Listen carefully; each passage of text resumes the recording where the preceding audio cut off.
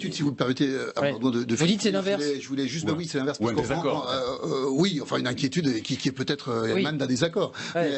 Je voulais les deux peuvent aller de pair. Essayer de rassurer s'il y a lieu. Pourquoi c'est l'inverse? Vous dites c'est l'inverse. Mais oui, parce que en fait, ça c'est juste une lecture contributive du système par points. Mais il y a, pour faire simple, tout à la place pour une lecture redistributive du système par points. On va prendre l'exemple de ce qui fonctionne aujourd'hui, qui est bien connu des mères de famille qui disent bon, moi j'ai le droit à 4 trimestres parce que j'ai eu un enfant. Bon, très bien. Ça ne leur donne rien en termes de pension, strictement rien. Non, ça permet de partir plus tôt à la retraite. Plus tôt, dans une certaine mesure, puisqu'il faut quand même avoir atteint l'âge légal. Donc, ça leur donne pas grand-chose. Éventuellement la possibilité de partir plus tôt à un moment donné, une fois qu'elles ont atteint l'âge légal. Or, avec le système par points, qu'est-ce qu'on va pouvoir faire? On va pouvoir dire, écoutez, effectivement, je vais prendre une notion qui n'a pas de valeur ici, peut-être il y a 100 points, parce que vous avez été maman, vous avez 100 points. Il faut combien de points pour partir à la retraite? Points majorés, où il y aura des points majorés. Et donc, ça impactera directement. Non, mais malgré tout, un bonus.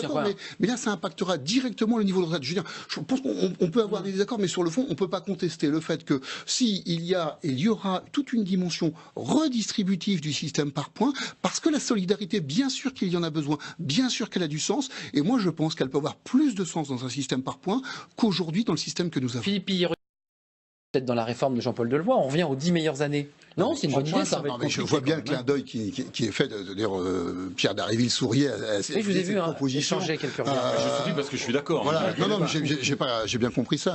Non, il vous a regardé parce que ça pouvait vous embarrasser, peut-être. Non, ça m'embarrasse pas du tout, parce que ça m'embarrasse pas du tout, parce que c'est un constat. Qu'est-ce qu'on regarde? Si aujourd'hui on peut parler sereinement de cette réforme des retraites, si on n'est pas sous la pression financière. C'est bien parce qu'il y a eu tous ces efforts de fait, efforts collectifs, que la nation a partagé, que l'ensemble des personnes qui sont concernées ont partagé. Donc, j'ai envie de dire, moi, je suis très fier du travail qui a pu être fait par les générations précédentes dans ces réformes-là, parce qu'aujourd'hui, ça nous permet à nous de nous reposer la question autrement, sans pression. Alors que jusqu'à maintenant, d'ailleurs, c'était l'objet de vos prises de parole, messieurs tous les deux, au début, et de vos inquiétudes, parce que vous nous dites, mais jusqu'à maintenant, toutes les réformes qu'on a faites depuis 93, c'était sous la pression financière. Aujourd'hui, on n'est pas dans cette pression-là, et même si vous avez raison. Les complémentaires, les caisses sont pleines, 118 milliards.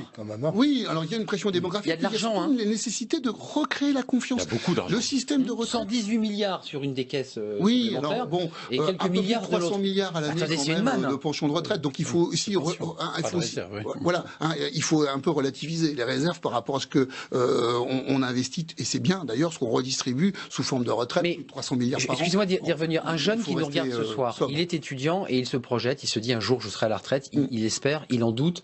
Il a sorti de son master, il a 25 ans, il a un emploi en CDI. Qu'est-ce que vous lui dites ce soir? À quel moment il touche sa retraite à taux plein? Que j'appelle et auquel j'aspire. Attendez, terminé. À quel moment il sort? Et avec une retraite à taux plein. On sort de cette logique-là. On n'est plus dans cette logique-là. On n'est plus dans une logique annuité. 169 trimestres pour moi, un peu plus pour Pierre Dharréville qui est plus jeune, et 62 ans. On n'est plus dans ce système-là. On est dans une autre logique qui est celle par points, qui va nous donner une visibilité de ce qu'on va pouvoir obtenir, et on ne touche pas à l'âge légal de la retraite, qui est quand même un élément inscrit, qui est effectivement 62 ans, on n'y touche pas. Voilà.